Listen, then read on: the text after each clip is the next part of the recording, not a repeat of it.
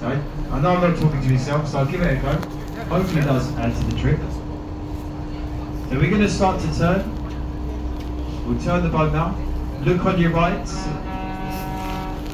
You see Tower Bridge.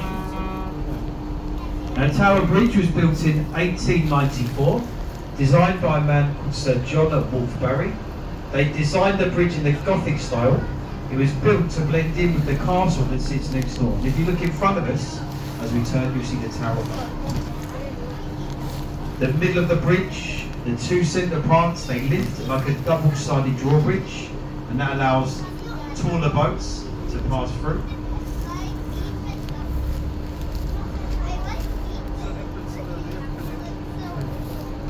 To watch the bridge lift, of course you have to be very lucky to be in the right place at the right time.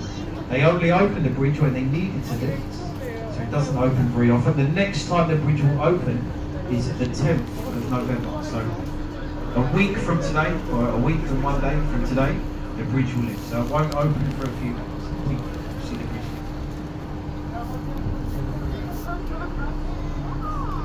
lift. To get the bridge to open, you have to book it. So once you've booked it,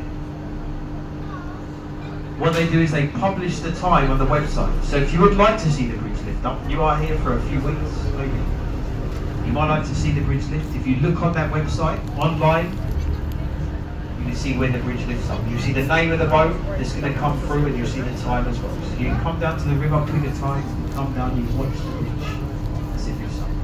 The best time to see the bridge is when they light it up. Every night, Tower Bridge is lit up, and that is one of London's most iconic sights. Now you might have noticed as we turn the boat, so the tide pushes the boat away from the bridge. So the tide is going to push us now to Westminster Pier. At the moment, the river is flooding into London, so the river level is slowly rising. You won't hear the engines in the back, because the tide will push the boat. For 5 hours, the tide floods in, gets to the high water mark. The river level then reaches that highest point, the tide then turns and it starts to ebb back out to sea. The ebb tide is 7 hours, twice a day, every day the tide floods in and then it ebbs back out. So at the moment the tide is flooding, pushing the boat to Westminster. Very fast, very powerful tide of the Thames. The tide can flow up to 7 knots and the tide can lift 8 metres. On a good spring tide, which you've seen over the last few days, the tide can come up 8 metres. The river level can rise above the river wall that you can see around you.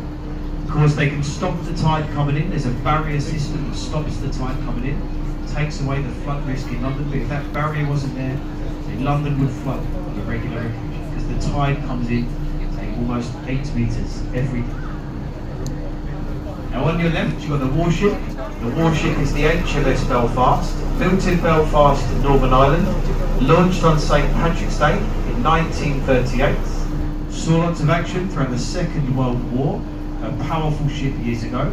Last firing the guns in anger during the Korean War campaign. They were flagship for the United Nations, came up through Tower Bridge in the 70s, hasn't moved since, and a museum on the Thames. Stay looking to your left, you've got the tallest building in Western Europe. This is the Shards. Stands just over 1,000 feet tall.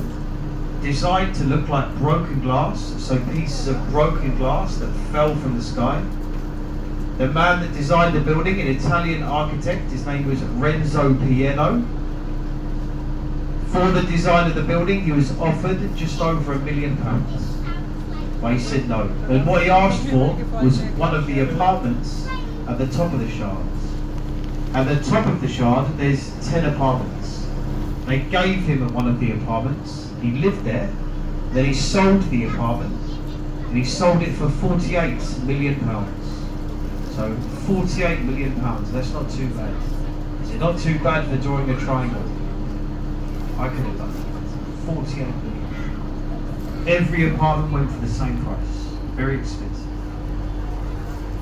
At the top of the building as well, so you've not only got apartments there, at the top there's a viewing platform.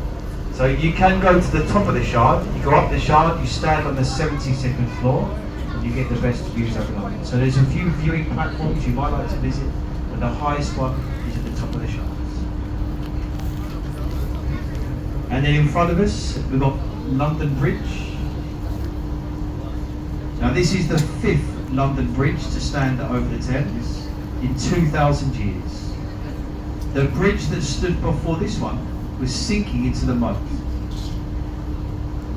It was sinking in the 60s and it was sold to an American oil tycoon called Robert McCulloch. An American businessman bought London Bridge for $2 million. London Bridge was then moved to America and they rebuilt the bridge, Lake Havasu City in Arizona. So Arizona is where you find the 4th London Bridge standing today. Rebuilt exactly as it stood in the Thames, a tourist attraction in America. So some of the bridges fell down, of course, 5 London bridges, some of them fell down, but the 4th one is sinking into the mud, and now it stands here. Now looking on your left, what for the children on board, there's a pirate ship. This is a working replica to Sir Francis Drake's Golden Hind. Sir Francis Drake, he was the first English captain that sailed a ship around the world. He did the journey on a ship identical to this one. Looks like a model, but there's a full working ship. And the replica has sailed the world twice in fully working order. And then look to your right, as we approach the bridge, look under the bridge. There's a row of glass windows. This is a spa, it's a luxury sauna. Built underneath the bridge, thinking nobody could see it. But they forget about the boats that go past. So look through the windows, sometimes you do see half-naked people on display. Some days are a lot better than others. You can see that, a few people there. Some days are a lot better. Some days you wish you never looked. Some days it gets so good, we turn the boat round and we go round again. We do circles, we keep going round.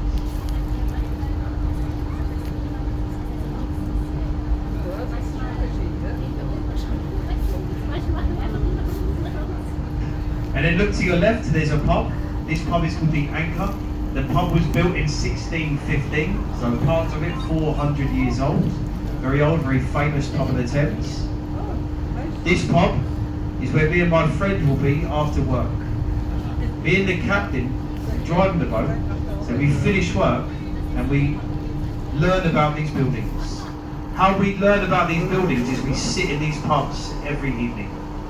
So we research the commentary at the end of the day. And we go to that pub. We'll be in there at 8 o'clock if you'd like to come.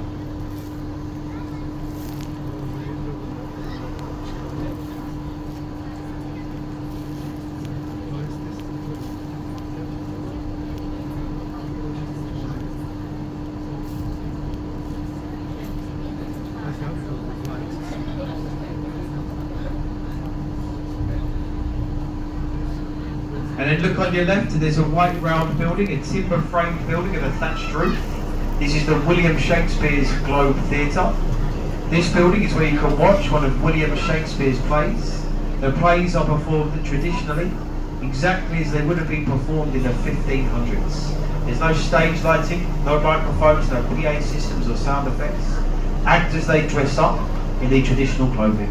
Brilliant value for money.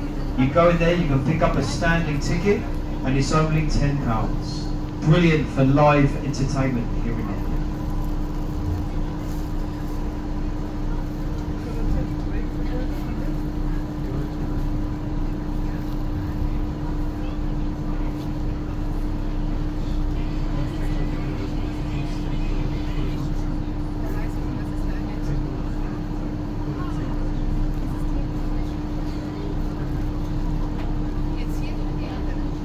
And then you've got a Millennium Foot Bridge here. This bridge was built for the year 2000. You might know it as the Wibbly Wobbly Bridge. They opened the bridge, they found out it was built too light, and the wind on the opening day moved the bridge side to side. Then they closed it, they had to strengthen the bridge, gave it the nickname the Wibbly Wobbly Bridge.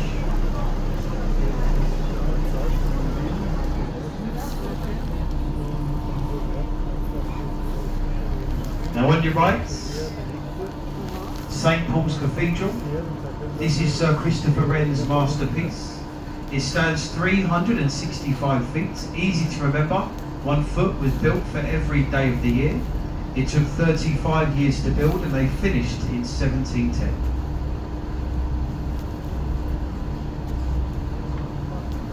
You can visit St. Paul's, it's open to the public, and if you go on a Sunday, you go free of charge.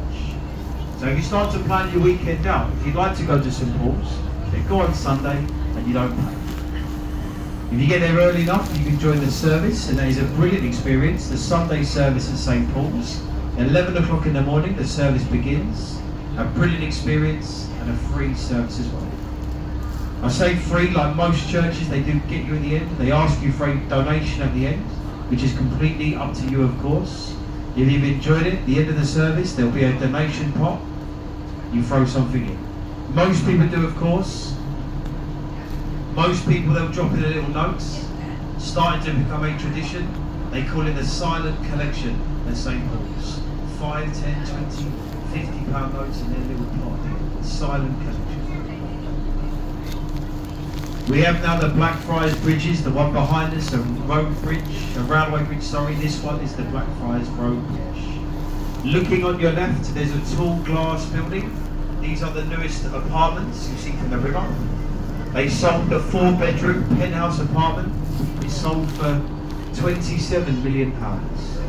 So 27 million for the apartment at the top of that building. The official name of the building is number 1 Blackfriars. They've nicknamed it the Kim Kardashian building. I don't know why though. Not sure why. Something like the curve.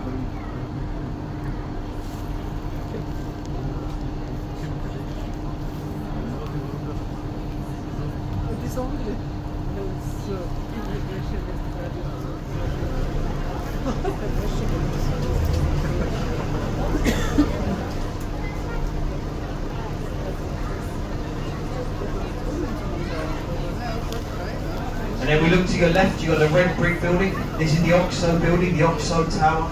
This building is apartments today. See the balconies, the apartments. But the building itself was converted from a warehouse. The warehouse was run by the OXO company. So if you've heard of the stock cube, the OXO stock cube, it was made in London and it was made in this building here to your left. And of course they don't make OXO here anymore, but the company logo is still in the tower at the very top. There's famous letters, the OXO, in the windows in the tower. Every night those letters, they shine out in red. So it's become an iconic logo, the OXO tower. Now we look along to your right, you've got the river wall. The top of the river wall, you see a dark patch of green moss line. This is the average high water, so that is how high the river does get on average every day. Just above that line, you can see the green lion's heads. The lion's heads, they were put along this wall as an early flood warning. Because they narrowed the river in the 1800s, they created a flood risk. And London would flood. Before they had that barrier, London would flood. So the lion's heads, they were put there as the indicator. And what they believed is if the river would reach the lions, there would be a flood risk. They could then evacuate the area, close the underground in fear of London flooding. They would go by rhymes. They would say if the lions' heads are drinking, then London is sinking. And then if the lions' heads should be completely ducked, London is flooded. Doesn't rhyme very well.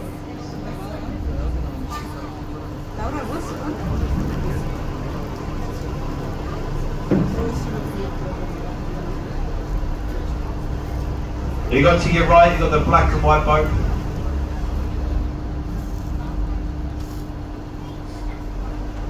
This is the St. Catherine.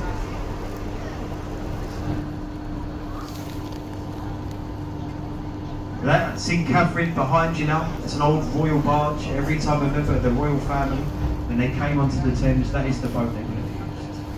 And then on your left, the concrete building is the Royal National Theatre. That building is voted every year as the ugliest building in London, whether a car park or a power station. Go in that building, there's 3 theatres, there's some of the best in the country. So the outside it's a down, very different building inside. And then we have the Waterloo Bridge. This bridge was built during the Second World War. During construction, the men working on the bridge, they were called away to fight. all of the work was then took over by the women. The ladies built this bridge. The bridge was built by a 90% female workforce, and they call this the Ladies' Bridge over the Thames. Built by the women, they've done a fantastic job. This is the only bridge ever built on time. Under budget. Fantastic.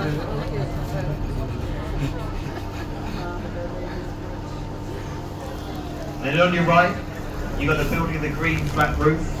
This is the Savoy Hotel. This building, the famous Savoy of the Strand. You can stay in the roof of this hotel. You pay to stay up there. You pay £11,000 a month. The roof of the Savoy. That was the first luxury hotel in the world. And on your right, you've got the tall stone Egyptian obelisk. This is Cleopatra's Needle. This is said to be 3,500 years old. Carved in Egypt. The needles, they were carved in pairs. The twin stands in Central Park, New York City. So you have here to your right, London's oldest monument. Make sure nice photos as we go past it. Not a brilliant view of it. London's oldest. And then the last bridge you pass beneath, this is the Charing Cross Railway Bridge.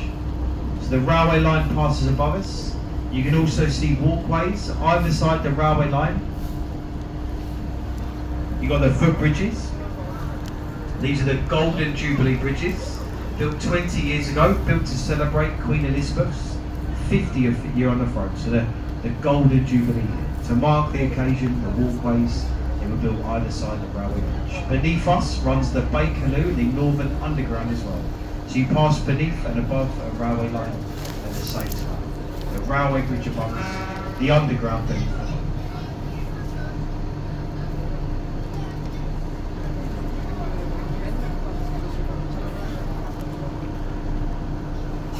And then on your right,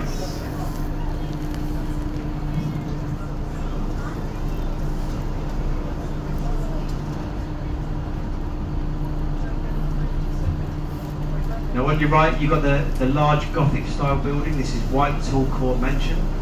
This building is a hotel today, the Royal Horse Guards Hotel. The building itself is where Sir Winston Churchill had wartime offices. So an important building. There's a museum there today, the Sir Winston Churchill Wartime Office Museum. Also on your right, we've got the Tattershall Castle, the pub on the Thames. Busy in the summer, you can imagine. A nice central location on the river for a pub. Quiet in the winter, just like the sightseeing boats. Quiet in the winter, busy in the summer.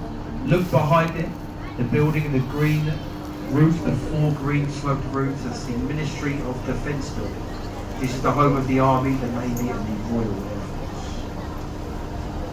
In front of the building, you can see the column. It's got a golden eagle on top. This is an RAF of War Memorial. And on your left, we have London's most popular tourist attraction. This is the London Eye. It stands 452 feet and is the 4th largest observation wheel in the world. There's 32 glass pods, which isn't a random number. Each pod represents one of the 32 London boroughs.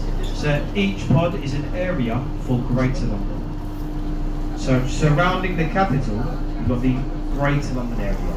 And the idea with the pods is on a good clear day, you see every single part of it. So you see every single one of the 32 boroughs. You're looking over London, and that's why they call it the London.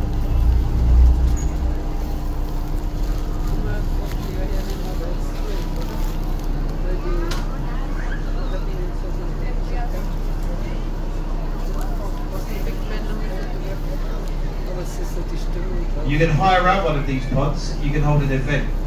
For £1,000 you can even get married on the London Eye. You can have your wedding as the wheel rotates. It's also become the most popular place in the whole of Europe for marriage proposals.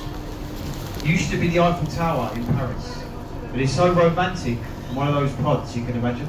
This is now the best place to do it. And they say the best part of it is the very top, the 12 o'clock position as you are looking over London.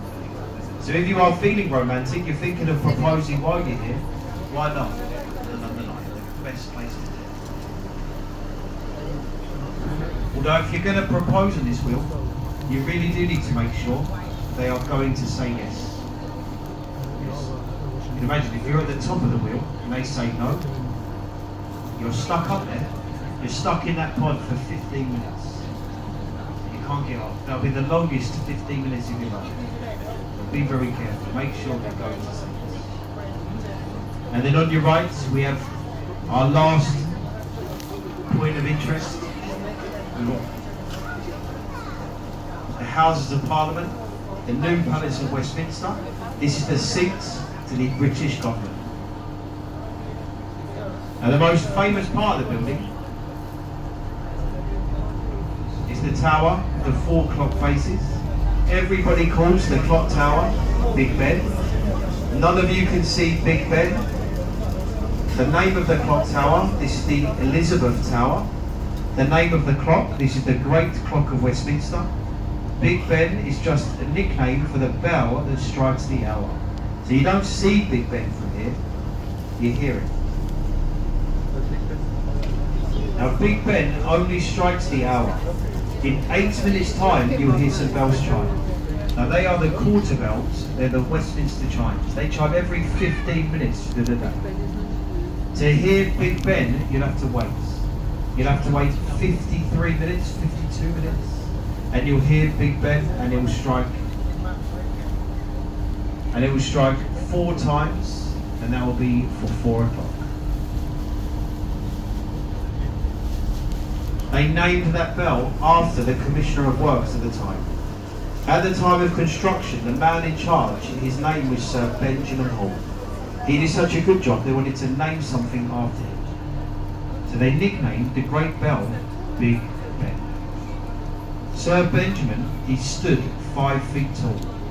He also stood 5 feet round. They said he looked like a bell. They named that bell after him. They used to call him Big Ben. Although one of London's best kept secrets, one of London's unknown facts, Benjamin, it wasn't actually his first name. Benjamin, it was his middle name.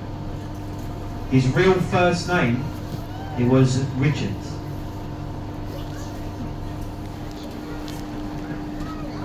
But they didn't want to call that bell Big Richard, because they thought it would be a little bit inappropriate. So they used his middle name instead. And that is why you call that bell Big Ben, and not Big Richard.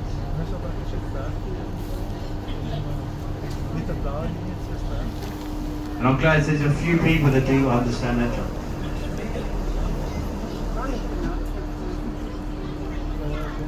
Some of you got that one. Some of you might not have got that one. I'm happy to explain it as you get off the microphone as you leave the phone. Now this is our next destination, here to your left now. This is our next stop, this is Westminster Pier. I do hope you've had a nice time on this boat. So I'm sure most of you are leaving the boat here. Do stay seated until we're safely tied up, just in case there is a bump. Do stay where you are, stay in your seats until we're safely alongside. Now I know it's a bit of a storm here in London today, here in England today, you've got the storms. So it's a bit of a wet, windy day here in London, but hopefully, so the live commentary hopefully does add to the trip. We don't like to leave you listening to the pre-recorded commentaries with the QR codes, the apps on your phone, the headphones. We don't like to leave you listening to that.